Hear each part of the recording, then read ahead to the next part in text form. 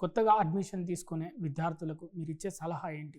నేనిచ్చే సలహా ఏమంటే, ఈ కాలం విద్యార్థులు కానీ తల్లిదండ్రులు కానీ నేరుగా ఏదో ఒక అందుబాటులో ఉంది, సొంత ఊరికి దగ్గరగా ఉంది అని చూసుకొని చేర్పించే పరిస్థితుల్లో లేరండి.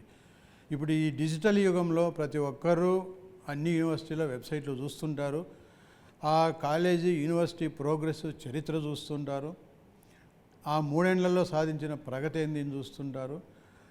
ఈ పెట్టినప్పటి నుంచి ఈ 3-4 ఏళ్లలో ఆ యూనివర్సిటీ రేటింగ్స్ చూస్తుంటారు, ఫ్యాకల్టీ ప్రొఫైల్ చూస్తుంటారు.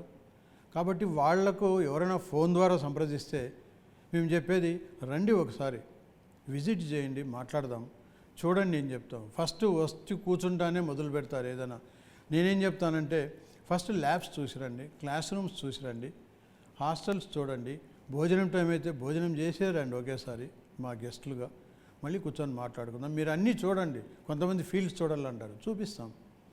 అన్నీ చూసి అప్పుడు రండి. మొట్టమొదట రాగానే ఉన్న అభిప్రాయం వేరు ఉంటుంది.